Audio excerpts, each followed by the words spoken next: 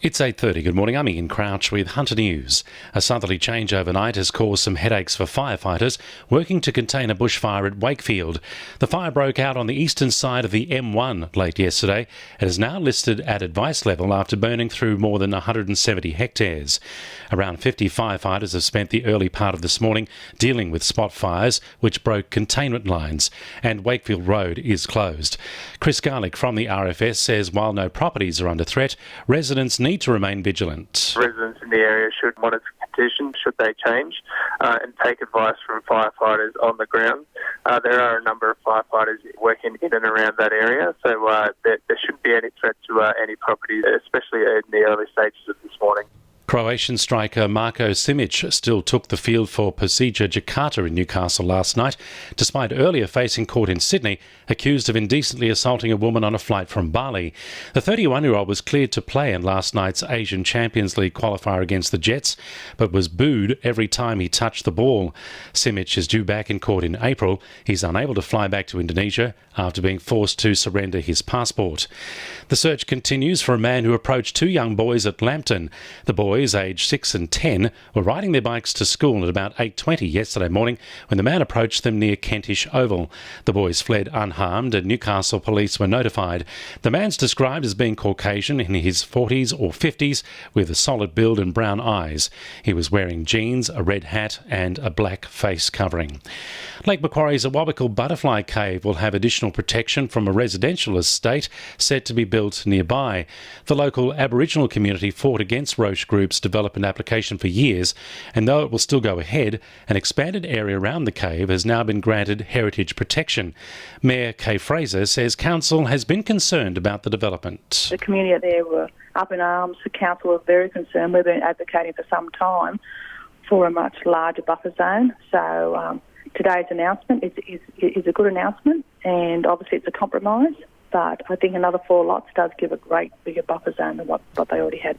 A developer has lodged plans for one of the largest housing estates ever proposed for the Hunter at Minmai.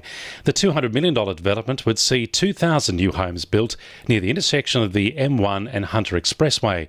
If approved, the 500-hectare site would eventually become home to around 10,000 people.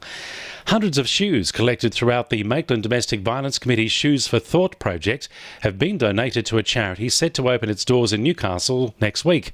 Dress for Success helps women struggling with issues like family violence and homelessness to secure employment by offering clothing and styling appointments to help them succeed in job interviews.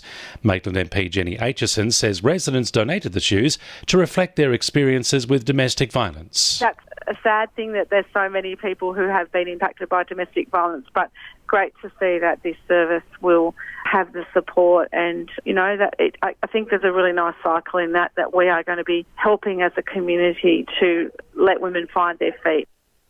2NURFM Sport. The Newcastle Jets will now travel to Japan for the next stage of the Asian Champions League qualification after defeating Persija Jakarta 3-1 last night. Late goals from Nigel Bogard and Matt Redenton sealed the win in extra time in front of more than 6,000 fans at McDonald Jones Stadium. The Jets will now take on Japanese side Kashima Antlers in another do-or-die clash for a spot in the group stage of the Champions League. In local football, the Heritage Cup continues tonight, with the tournament heading into the semi-finals.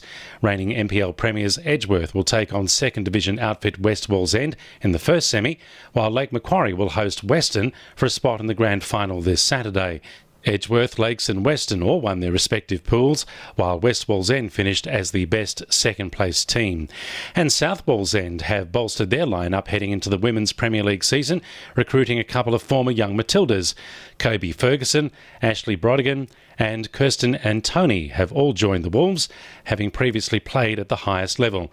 West Wallsend will hope the additions can propel them up the ladder after finishing 4th last campaign.